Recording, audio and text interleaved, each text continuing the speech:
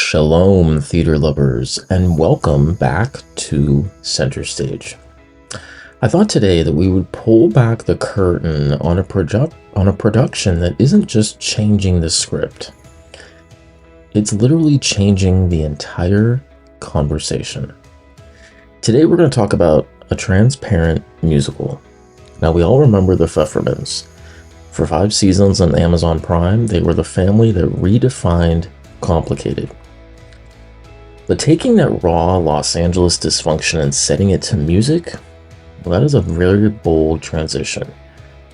This show made some serious waves during its run at the Mark Taper Forum, and with the buzz about a Broadway transfer getting louder by the day, we have to ask, how do you take a story about one woman's transition and turn it into a radically joyful celebration for the stage? A Transparent Musical is a stage musical with a book by 2-time Emmy-winning creator and showrunner Joey Soloway, as well as the head of playwriting at New York University's Tisch School of the Arts, M.J. Kaufman, with music and lyrics by Joey's sister, Faith. Now, based on the television series of the same name, the story follows the Pfefferman family, a Jewish family living in Los Angeles. The central conflict begins when the patriarch, Mort, reveals to the family that they are transitioning and will now live authentically as Maura, the family's transgender matriarch. Now, the transition of a transparent musical from a streaming giant to the stage has been a deliberate and deeply personal journey for its original creators. While the show initially aimed for a 2024 Broadway debut, as of April of this year, it remains one of the most anticipated in-development properties, currently refining its structure following its successful Los Angeles run. Now, to truly understand the why behind these creative choices, we have to look at the Soloways sought to transform a piece of prestige television into a communal theatrical ritual. The original television series was often defined by trans misery or the unlikability of its characters, traits that are common in the 2010s era of dark TV dramedies. By reparenting the story, Joey and Faith Soloway aimed to heal the original narrative. So while the TV show ended on a somewhat somber note regarding Maura's journey, the musical pivots toward radical joy. It treats the stage as a space where the characters can be better than they were on the screen, more supportive, more self-aware, and ultimately more celebratory. In terms of correcting the lens, if you will, the musical allows the creators to apply 10 years of cultural evolution to the story, centering trans and non-binary joy as a proactive choice rather than a secondary thought. So moving from the sprawling streets of Los Angeles to the confines of a Jewish community center is truly a masterstroke of theatrical economy and symbolism. In a JCC, people of all ages come to learn, exercise, and grow. By setting the entire show here, the production suggests that everyone is in a state of transition, not just Maura. The family, the community, and the audience are all members of this ever-evolving space. It leans heavily into the intersection of queer and Jewish. The JCC represents a cultural home that has historically been both a refuge and, at times, a place of exclusion. Reclaiming that space for a trans-led story is a powerful statement of belonging. Now, Faith didn't just sit down to write a Broadway book, because, who does that? The music for Transparent existed in the Soloway DNA long before the first episode aired on Amazon Prime. Because these songs were written over decades as part of Faith's own folk rock and schlockapella performances, they don't sound like polished corporate musical theater. They feel much more like family secrets set to music. The score uses klezmer pop, which is a blend of traditional Jewish soul and modern rebellion, to mirror the Pfefferman family's internal chaos. It feels lived in because it was lived in by the creators themselves. Now, the addition of the 1933 Berlin story is what elevates this musical from a family comedy to a historical epic. The show itself introduces characters like Magnolia, a trans woman living in Weimar-era Berlin. By linking the Pfeffermans to the world's first institute for sexual research, which was destroyed by the Nazis, the show provides Maura with her ancestors. This subplot serves as a sobering reminder that trans people have always existed and have always fought for their joy. It grounds the modern Pfefferman drama in a much larger, more dangerous, and more heroic historical context. It tells the audience, we aren't new, we're just returning. The transition from a prestige streaming drama to a Broadway-bound musical still is a high-stakes balancing act. Does this show come with its own set of baggage? Yes. It's about the cultural weight, though, that the Transparent brand carries. The original Amazon series was a pioneer of the sadcom, which is a genre where characters are awfully deeply flawed, narcissistic, and intentionally difficult to like. On television, you have seasons to let an audience slowly grow to love a difficult character. In a 2.5-hour musical, you have only minutes. So the creative team had to retain the Pfefferman's signature messiness, including their selfishness and boundary crossing, without making them so abrasive that the audience checks out way before intermission. Now, Broadway generally demands a button, or an emotional release. By leaning into radical joy, the team transformed the story from a cynical look at transition into a communal celebration. This required a massive shift in the gravity of the show, because using the music to provide the warmth that the television show's stark cinematography often withheld. Now, the Mark Taper Forum run was a critical success, but it revealed a classic developmental issue, that the show was trying to do too much. The TV show had 50 episodes of world building. Now, trying to fit that family's modern-day drama, Maura's transition, and the historical 1933 Berlin subplot into one evening created a very dense second act. Broadway audiences and critics are notoriously sensitive to the sag. Yes, I said the sag. That 20-minute dip after intermission. The current development phase is about killing darlings.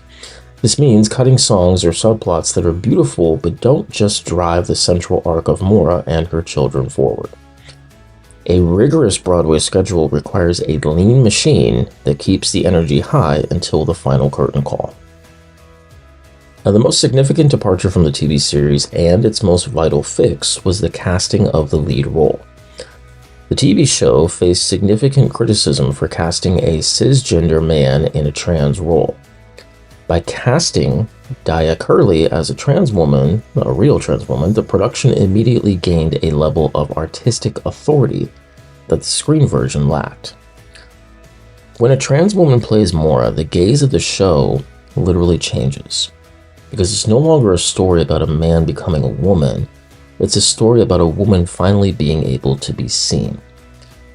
This shifts the narrative focus from the process of transition to the experience of it. Basically allows the humor to come from a place of shared identity rather than being the butt of the joke, providing that lived experience that ground-level theater relies on. Now, prestige drama often implies a certain level of intellectual distance. Broadway, however, is a populist medium. So how do you keep that smart, edgy Jewish humor of the Soloways while making it accessible to a family visiting from out of state? Well, the team used the JCC setting as a bridge. So it's a familiar, warm environment that anchors the high-concept Weimar Berlin sequences, making the prestige elements feel grounded in a more recognizable reality. The 2023 Los Angeles premiere was the ultimate stress test, proving that the intimate, often voyeuristic feel of the TV series could be successfully expanded into a communal, high-energy theatrical event. By centering the production on trans and non-binary performers like Dia Curley or Peppermint, The show moved beyond representation into artistic authority. Their performances alone added a layer of nuance and soul that silenced previous criticism of the franchise. It wasn't a story being told, it was a truth being lived on stage, which created a very profound and emotional connection with the Los Angeles audience. Now, while the show is deeply artistic, the LA run proved it has the bones of a commercial hit. Liz Larson's turn as Shelley provided the essential Broadway sparkle. Her ability to deliver powerhouse vocals alongside sharp Jewish mother comedy gave the production a very familiar and accessible anchor for traditional musical theater fans. Adina Verson, who played Allie, served as the audience's emotional proxy, making the show's genre-bending shifts between modern Los Angeles and historical Berlin feel very cohesive rather than jarring. But the decision to transform the theater into a neon-soaked JCC was a masterstroke of scenic design. Beyond the proscenium, it basically broke the fourth wall by making the audience feel like members of the community rather than just observers. But despite the praise, the LA run acted as a diagnostic tool. The dragons the team identified, which were primarily pacing issues and an overstuffed second act, are the current focus of the creative workshops. The proof of concept was successful. The show has the heart and the spectacle. Now, the team is simply sharpening the blade for its eventual New York debut. So while the Los Angeles run was a triumph of heart, the critical feedback served as a necessary reality check for a production aiming for the cutthroat standards of Broadway. The most common critique was that the show suffered from narrative bloat. So I want you to really double down on this. So at 2 hours and 45 minutes, which is a long time, the production struggled to maintain its high-energy JCC party vibe. I can see why. Reviewers noted that the second act felt repetitive, often circling back to emotional beats that have already been established in the first half. To succeed on Broadway, where every minute of stage time is expensive, the show basically needs a heavy trim to reach a tighter, more impactful 2 hour and 15-minute sweet spot. Now, a surprising critique was that the titular character Maura occasionally got lost in the shuffle of her own story. By giving equal weight to the three children's individual dramas and the sprawling Weimar Berlin historical segments, the central emotional arc of Maura's transition was sometimes completely sidelined. Critics argued that the show has to have a clear heart. The children's subplots need to be tightened so they support Maura's journey rather than compete with it. And while the sound of the show, which is a unique blend of Jewish tradition and modern pop, was a massive hit, the lyrical craft faced much scrutiny. Some of the LA lyrics were described as shallow, relying on easy rhymes that lacked the intellectual bite of the television show's dialogue. Refining these lyrics to be as smart as the characters is a top priority for the next development phase. And trust me, with all sincerity, these aren't deal breakers. They are standard out-of-town hurdles. Addressing them is exactly what happens in the workshop room to turn a good show into a Tony-winning one. But this is where I want to be transparent. Could this stage musical be a face for future Broadway musicals? Well, the potential for a transparent musical to be a face for the future of Broadway depends on its ability to navigate a socio-political landscape that has shifted significantly from inclusion to contention. While Broadway has long been a sanctuary, there is a distinct difference between having a queer character on stage and having a production lead by trans and non-binary creators at every level. The challenge for the Pfeffermans is to prove they aren't just a diversity checkbox. To achieve cultural legitimacy, the show must be so artistically undeniable in its music, its book, and its performances that it transcends the political label and is judged as a world-class piece of theater. In 2026, high-profile visibility often invites coordinated harassment from outside the theater community. The the production must decide whether to lean into the controversy as a marketing tool or to let the art speak for itself to avoid becoming fodder for bad faith digital actors. But let's talk about the financial risk, because as much as I would love to see a musical like this, Broadway is currently grappling with a post-pandemic economic reality where producers are literally terrified of anything that might alienate a touring market or a conservative investor. For this show to be the face of the future, it needs producers who are willing to bet on the idea that specific, authentic stories have universal appeal. The barrier isn't the audience, who proved in LA that they are hungry for this, but the gatekeepers who fear the political climate. The battleground of 2026 isn't just about the art. It's about the safety and sanctuary of the space itself.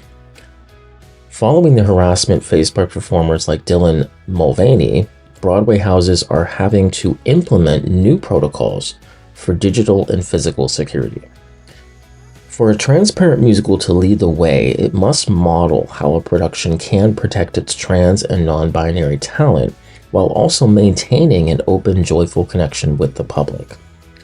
So the bottom line, if the show succeeds, it won't just be because it's important. It will succeed because it's excellent. And that excellence is the only true shield against political persecution. And again, I want to be very transparent here. The transition from the Mark Taper Forum to a Broadway house is rarely just a straight line. It's a series of surgical refinements. So with heavyweights like Amazon Studios and Ava Price, which is the producer behind Jagged Little Pill in Oklahoma, steering the ship, the workshop mode of early 2026 is all about transforming a sprawling West Coast hit into a lean Broadway machine. In the world of commercial theater, brevity is often the soul of a hit.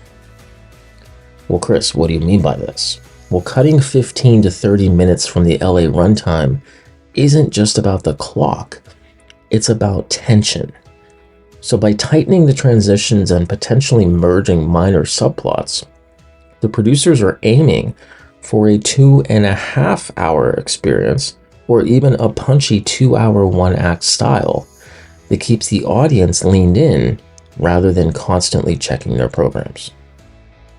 So the most critical task for the 2026 workshops is ensuring that Mora's arc doesn't get buried. Otherwise, in this specific production, Broadway, we have a problem. So while the Pfefferman children provide much of the comedy and chaos, the show's North Star must be Mora's internal and external journey. The creative team is currently working to ensure that every song and every scene ultimately reflects back on Mora's transition, grounding the radically joyful spectacle in a singular, powerful human story. So is it the face of the future? Yes.